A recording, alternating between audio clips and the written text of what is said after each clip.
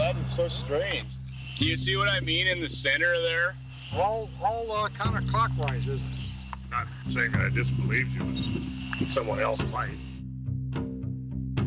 Do you believe in UFOs?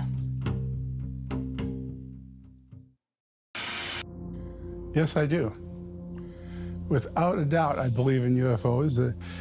The interesting thing is that the government is now having a number of committees that are being set up to really study it openly. It's no longer necessary to try to prove it. They're real and they're here and they're for somewhere else, and that's about all there is.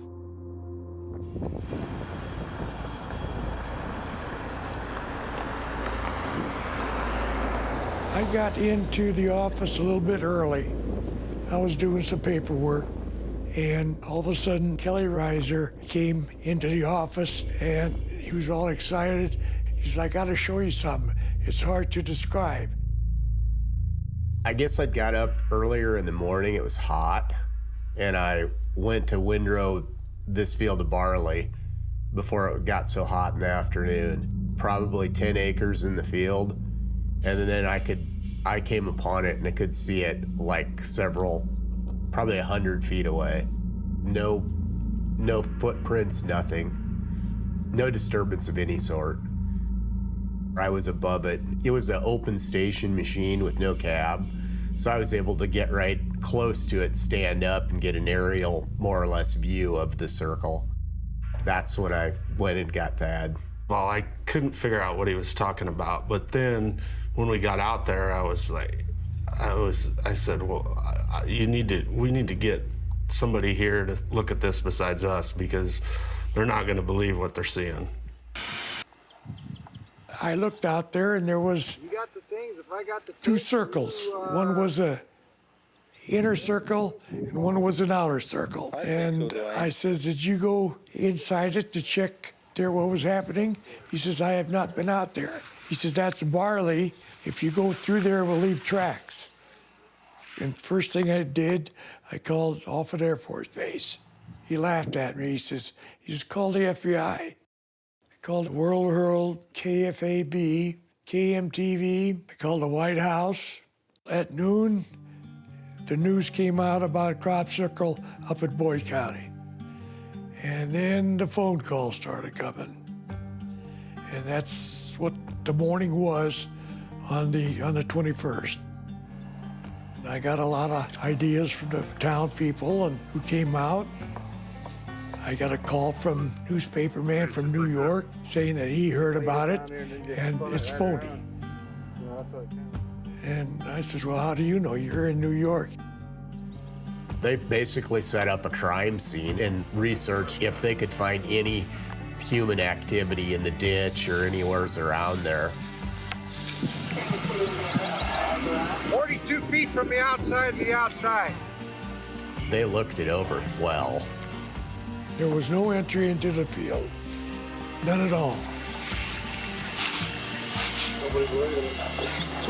Well, there's a path going out there now. I know. Away. Yeah, but there wasn't this morning when you and I were out here. No, I know.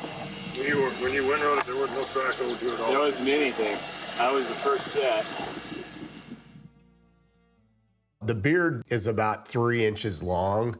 They were all gone. They were clipped back to approximately maybe 1/8 of an inch. There was no trace of them. They were just gone. The most peculiar thing I noticed is in the center of there. What's that? That grass is just like bent and it's spiral. Yeah, it's like somebody took a drag and laid it down there and then just spun it right around. Do you see what I mean in the center of there? Center right here. Yeah. Yeah, you can tell it right there. It all just starts, laying the same direction. That is so strange. It's just, and that grain is good and tall and it just kind of wraps it around there.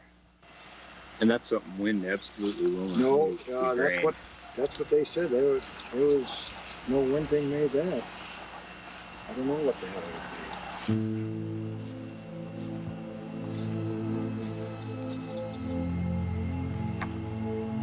The barley itself was bent over approximately 3 inches up and just at a complete 90-degree angle. Then the grain was in the weave. I started investigating what was taking place that night before. There was a big lightning display up at Boyd County on that night from about 9 o'clock to about 11 o'clock. It was phenomenal. You know, some people thought it was hoaxers, some people thought it was Kelly and I that did it. It was too clean a job, and there was no tracks. People had all kinds of opinions. But whatever it was created not by a hoax, but by some, I think, some non-human intelligence. And the way it is laid out with apparently no human touches, whether that's extraterrestrial or some non-human intelligence on this earth, spirits or something like that, but not humans. I was not getting no results until I got a call from a professor in Michigan. So I took samples of the barley that was standing and then the barley that was all laid down. He said to take soil samples, and he says they were going to test it out and they would get back to me. I got a letter from that professor saying that he believed there was pressure from the atmospheric is the thing that caused there to crop circle. But he could not come to no conclusion how it happened. So I took the advice and I said there had to be something that had to be all related to the lightning strikes of what took place the night before. Dr. Levengood has tried his analysis to say there's some kind of a plasma vortex, and he would like to make it some kind of a natural phenomenon, but there's nothing natural about it. I'm not thinking it was aliens, and I'm not really buying that it was a natural event, but it could have been.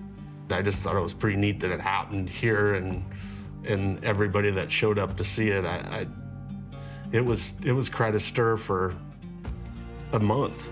There ended up being thousands of people came in looking at it, just stand there for hours and just be fascinated like they didn't know what they made of it.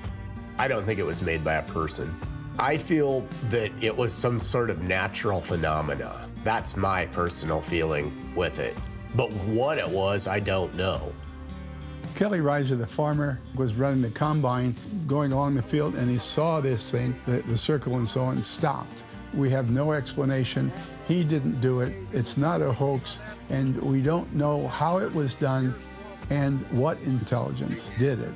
But it's there, and we still don't know why, all these years later. One last question. Do you believe in UFOs?